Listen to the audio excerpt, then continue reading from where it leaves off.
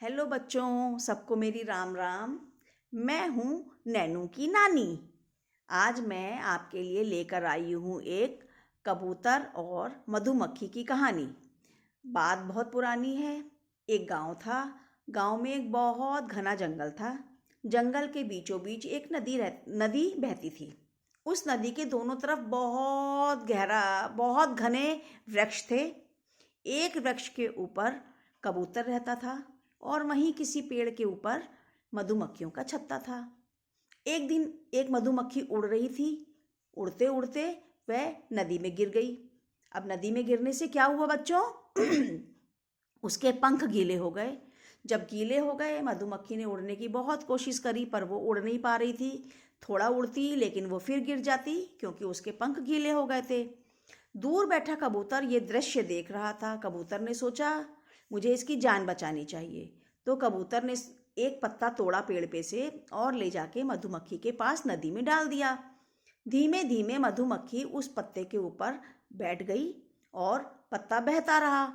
थोड़ी देर बाद उस मधुमक्खी के पंख सूख गए क्योंकि हवा से पंख सूख गए। फिर वो मधुमक्खी उड़ गई। उड़ते उड़ते कबूतर के पास आई और उसको धन्यवाद दिया और चली गई। अब क्या हुआ, एक दिन वह कबूतर अपने पेड़ पर सो रहा था। उधर से एक बहेलिया आया और बहेलिया, अरे हंटर, शिकारी, जो लोग पक्षियों को पकड़ते हैं उसको बहेलिया भी बोलते हैं। वह आया और उसने गुलेल से उस कबूतर के ऊपर निशाना साधा।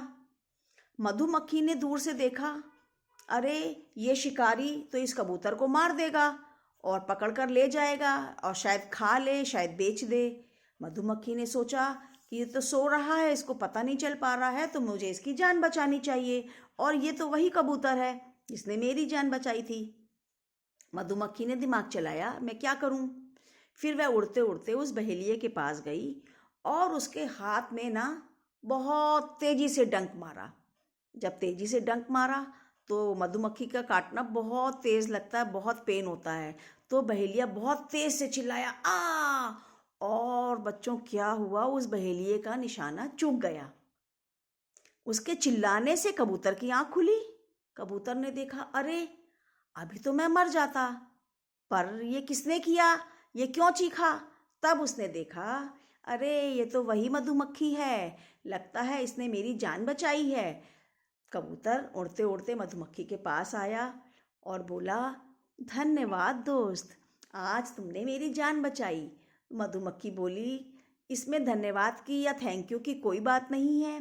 जब पहले मैं मुसीबत में थी तब तुमने मेरी जान बचाई थी, आज तुम मुसीबत में थे तो मैंने तुम्हारी जान बचाई है। इसलिए दोस्तों, हमेशा एक दूसरे की हेल्प करनी चाहिए। आप लोगों ने इस कहानी से क्या सीखा, मैं ही बता देती हूँ। कभी भी कोई विपत्ति में हो, कोई प्रॉब्लम में हो, तो उसकी हमेशा हेल्प करनी चाहिए दोस्तों।